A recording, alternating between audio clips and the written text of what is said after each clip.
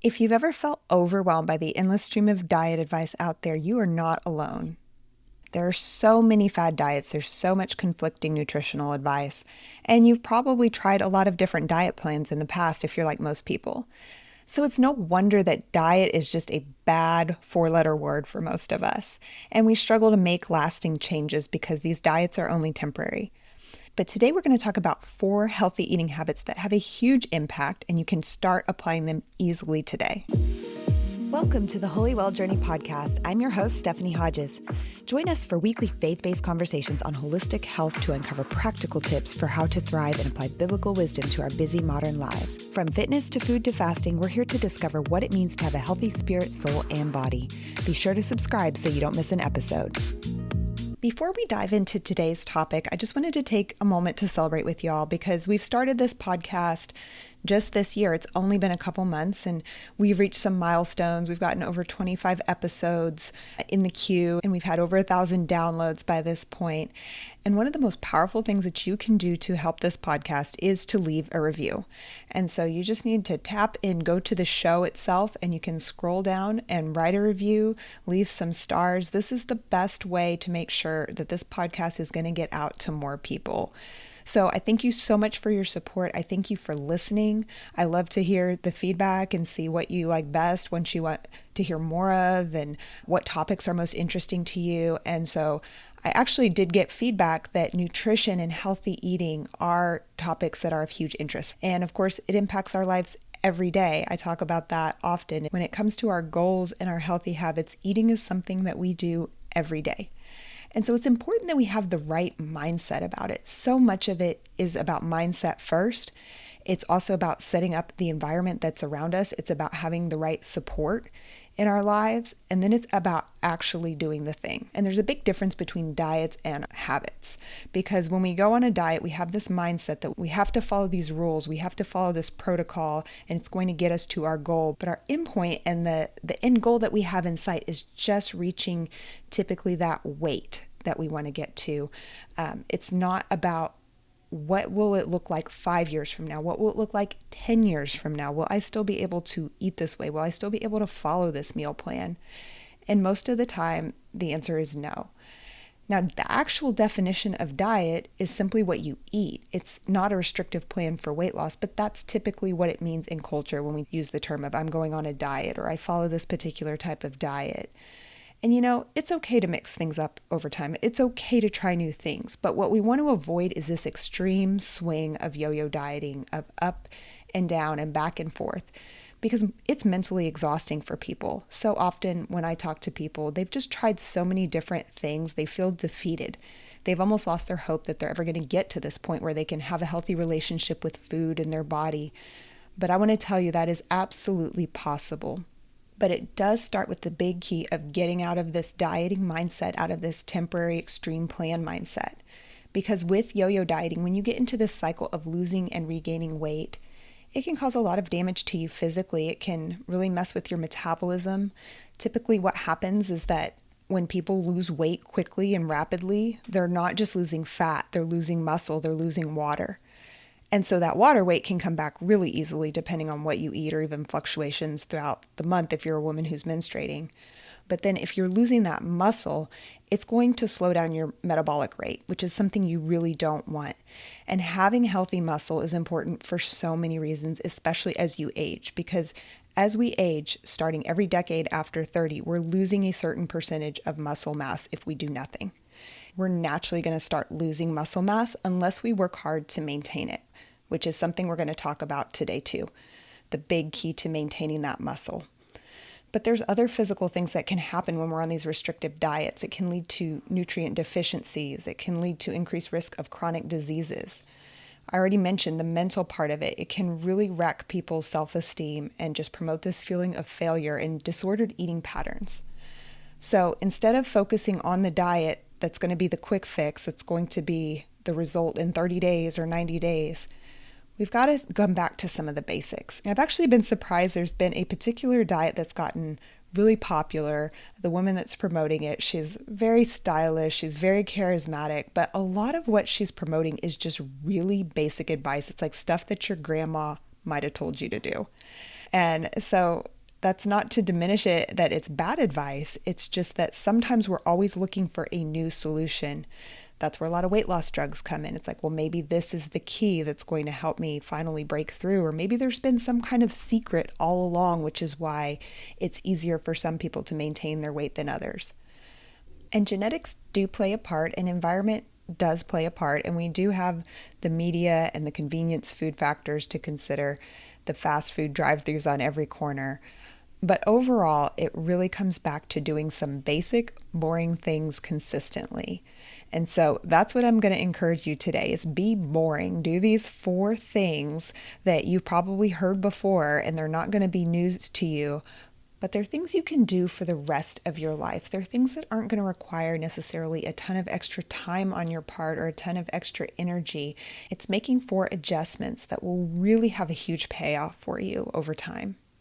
And the first one, we've talked about this before, but it's eating whole foods over processed foods. I actually did a whole episode on this I can link to in the show notes that was really about the fact that when you look at all of these different diets, whether you're comparing a carnivore diet to a vegan diet, the one thing that they're all going to have in common is encouraging you to eat your foods, whole food sources, rather than the packaged stuff. So to define whole foods, that means fruits and vegetables, whole grains, not necessarily the breads and crackers that are made out of flour, but something that's actually coming out straight out of the ground, minimally processed. Lean proteins are a big one, healthy fats and oils, because these foods are packed with so many essential nutrients that are going to feed your body and they're going to feed your gut along with that healthy fiber. So it's not a juice, even though a juice might say it's, 100% fruit and oranges are the only ingredient. But in this less processed form, you're going to get food as your body was intended to consume and digest it.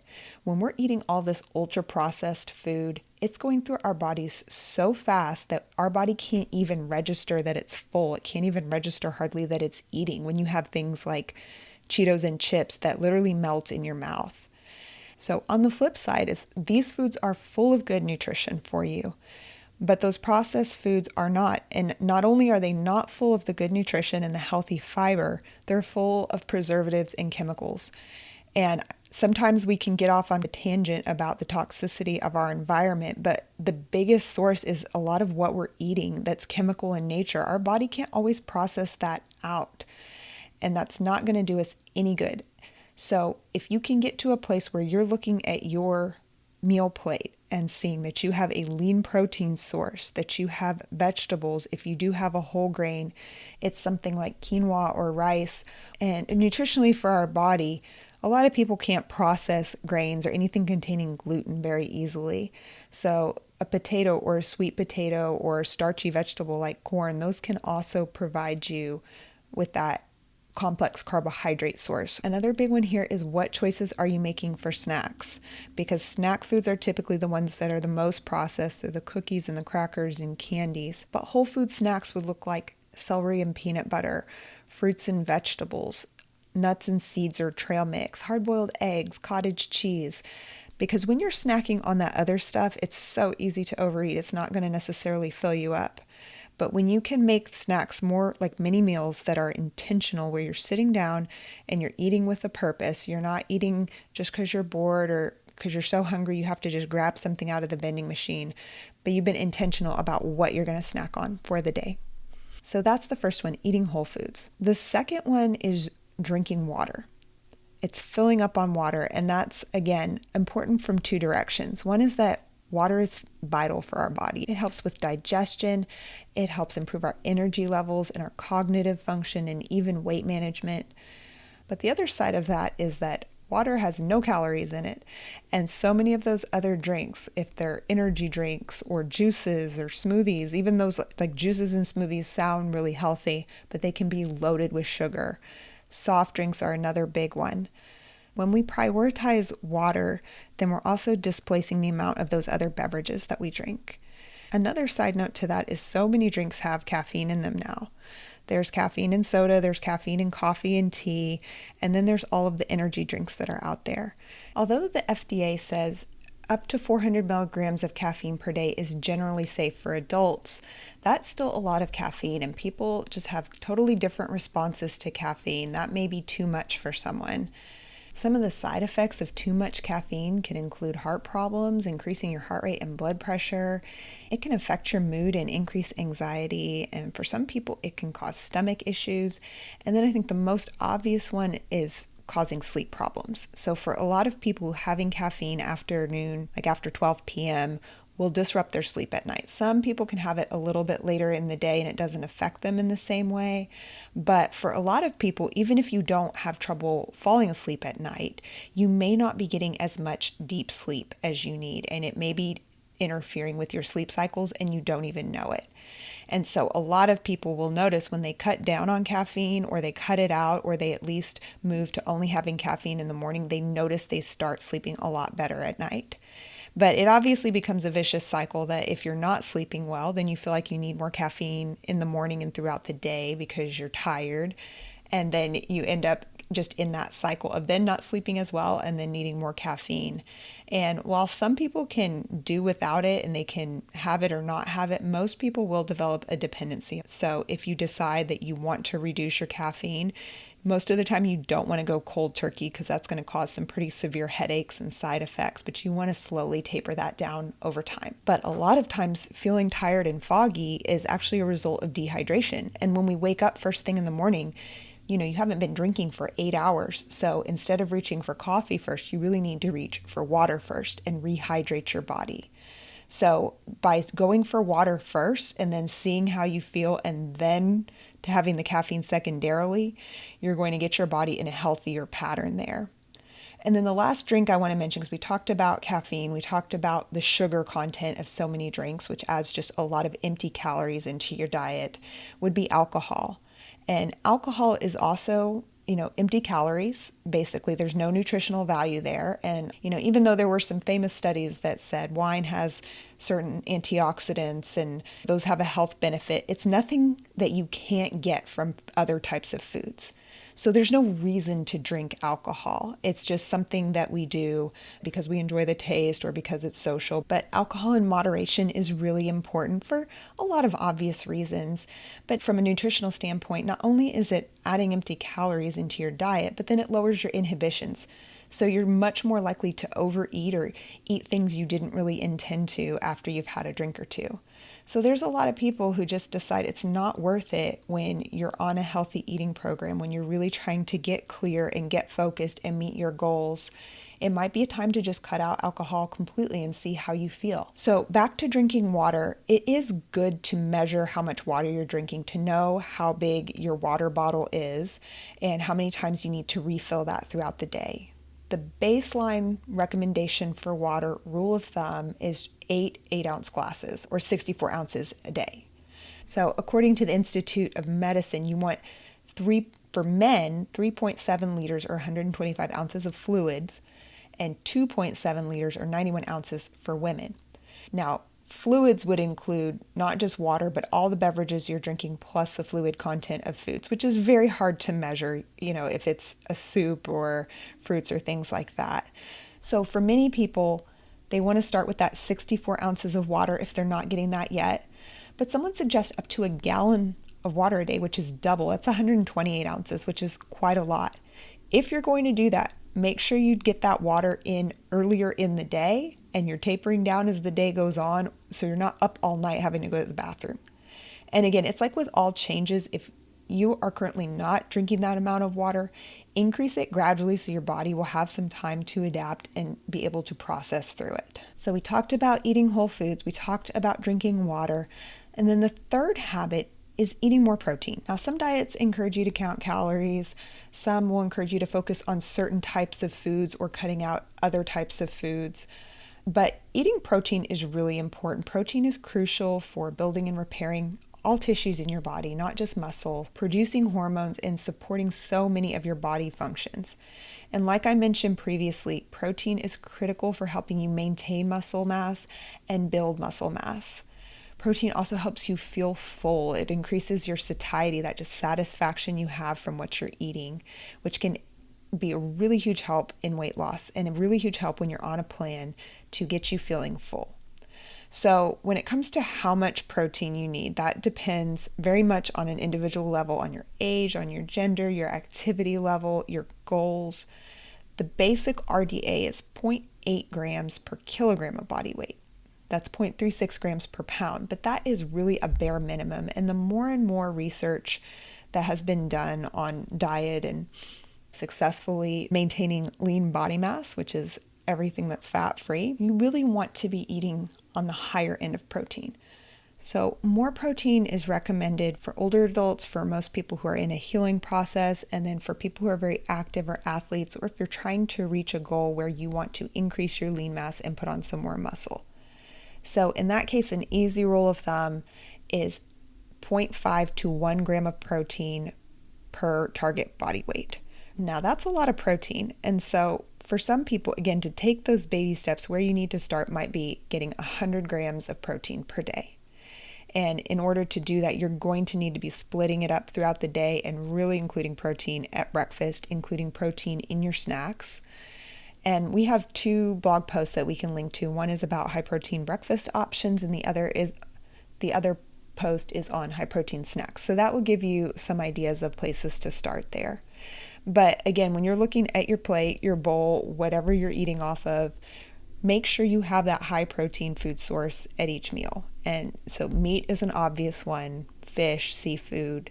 It can be eggs, dairy. If you're plant-based, tofu and tempeh are good sources, and then beans and legumes. And remember that there's protein also in certain vegetables. There's protein in certain grains like quinoa. And so don't try to get it all from one source. Eat a variety of different foods that will give you protein. So if you're snacking, it can be a Greek yogurt, or it could be nuts, or it could be a protein smoothie. But again, you want to avoid the packaged foods, and there's so many granola bars and everything claims to have added protein to it, more protein, but a lot of times that's a really low quality protein. So if you can get it from a whole food source, that's always going to be better. And then if you do eat plant-based, you're going to have to be really intentional about it. You're going to have to look at some high protein sources like quinoa and lentils and tofu. If you are vegetarian, if you can add in the eggs and cheese and some dairy products, if you're not sensitive to that, those are other good sources of protein as well. So finally, the 4th healthy habit I want to talk about is moderation. It's getting out of this idea that there's good foods and bad foods. Again, it's no longer being on that pendulum from being on a really tight and controlled meal plan to having it just be a complete and total free-for-all. None of us are going to eat perfectly all the time. And to say eat perfectly, I don't even know what that means, because there are different people who excel and find their optimal health on different types of meal plans, different types of diets. So there's no way we can say there's one perfect way for everybody to eat. But what we do know is standard in different times and in different cultures was not to be constantly snacking, was not to be constantly consuming food as you were doing other things. It used to be much more intentional. And again, in other cultures, this is still the way it goes, is when you're eating, you're sitting down at a table and you're eating. You're not eating at your computer. You're not eating while you're driving. You're not doing other things. But meal times are set apart. And so just that mindfulness part of eating, of being fully focused when you eat, will go a really long way in helping you to be moderate over time, to be listening to your body's cues and signals. So part of that moderation is about not just eating continuously, but eating at defined points in time, mindful eating. And then it's also, of course, the amount that you're eating. It's not eating these super jumbo portions of everything. And you've probably seen some of those pictures that show a McDonald's meal back in the 1950s was just a little burger and a small fry and a small Coke, and things have like quadrupled in size over time. And our body's just not meant to eat that much food. So it's not that you can never eat out. It's not that you can never have foods that you enjoy and you just really love the taste of them. But moderation and variety are so key for us to have that healthy diet. Then when something changes, or you hear some crazy news, like, some people come and say, hey, I heard spinach and kale is bad for you. Well, it's not bad for you, but it can cause some problems if you eat too much of it. It can interfere with the absorption of other vitamins. But balance is just so key, having some of everything and having it in a portion that's not going to overwhelm your body. And so until you really learn how to do this, until you kind of build that muscle to be able to automatically do this, it does help to weigh and measure your food. Then you know portion sizes. There's that saying, my eyes were bigger than my stomach. When you get too much food, you can't finish it. Well, so often we're actually trained to clear our plates. And so if there's a lot of food on your plate, you're going to finish it even if you're full. A lot of people are programmed to do that. I know I am. It's really hard for me to leave food on my plate. But that's where it can be really, really helpful to weigh and measure your food until you're really good at eyeballing a portion size. And being able to just make that mental adjustment to say, it is okay to leave food on my plate. I may not want to waste food, but it's not going to do me any good to overeat it and cram it all into my body. So when you're eating out, you can ask for to-go boxes. You can eat off of smaller plates when you're at home, or you can make sure that the serving dishes all stay in the kitchen and not at the table. So if you want more, you're going to have to get up and intentionally go and get it. So I hope these 4 things have been helpful to you in just thinking about your eating habits, and how without going on some crazy type of diet, and doing any one of these 4 things and doing it consistently could actually help you to lose weight if that's your goal. And these 4 habits will also definitely help you to be healthier and to have more energy. Those are goals that we all want to have. It's not just about the number on the scale. It's about how we feel inside and out.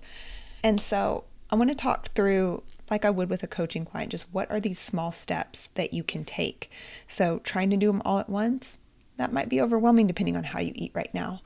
But if it comes down to habit number 1, which is about eating whole foods, maybe you start with just 1 meal a day. Maybe you're always grabbing like Pop-Tarts or some kind of grab and go breakfast. You want to start making your breakfast at home, having some things put together in advance that you can take. Or maybe it's choosing to eat whole foods for snacks every day this week, subbing those out for whatever you have been eating previously. When it comes to habit number 2, drinking more water and reducing those other beverages, that can start by just starting to slowly taper down the amount of caffeine or alcohol or other sugary beverages, and at the same time carrying your water bottle with you everywhere you go and making sure you know how many times that water bottle needs refilled throughout the day.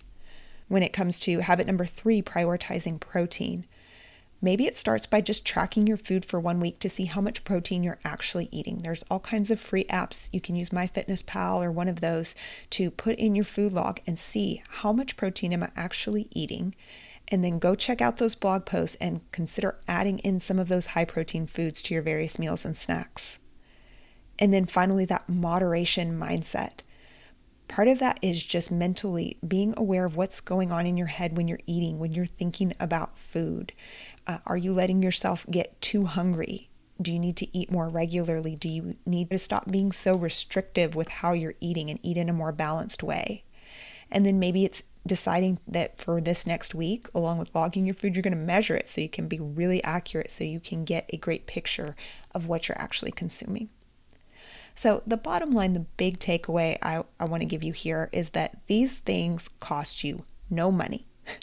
These don't require you to buy a book and follow a program or invest in doing something really crazy and off the wall.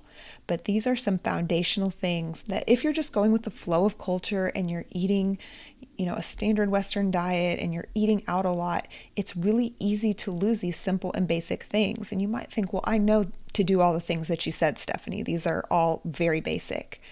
But truly ask yourself if they're things that you're doing consistently. And if not, how can you take one of those small action steps we just talked about and implement just one thing in this coming week? So I hope this has been helpful to you. Again, I want to remind you, if this show is helpful, if you're enjoying it, please go to the show and leave a review. We would appreciate that so much. It would be incredibly helpful and a great blessing to us. And I pray that you have a blessed week. Thank you for joining us for this episode of the Holy Well Journey podcast. Please be sure to subscribe, and you can also head over to holywelljourney.com to check out the show notes and the whole podcast library. That's also where you'll find information about our health and wellness coaching, which you can participate in online from wherever you are in the world. Just a reminder and disclaimer that this podcast is for educational and informational purposes only. It is not a substitute for medical advice or professional counseling. Please be sure to consult your doctor before making any changes to your diet or exercise plan or starting to fast. If you're interested in more information about fasting and spiritual disciplines, check out danielfastjourney.com. Thanks for joining us on this journey to becoming wholly well.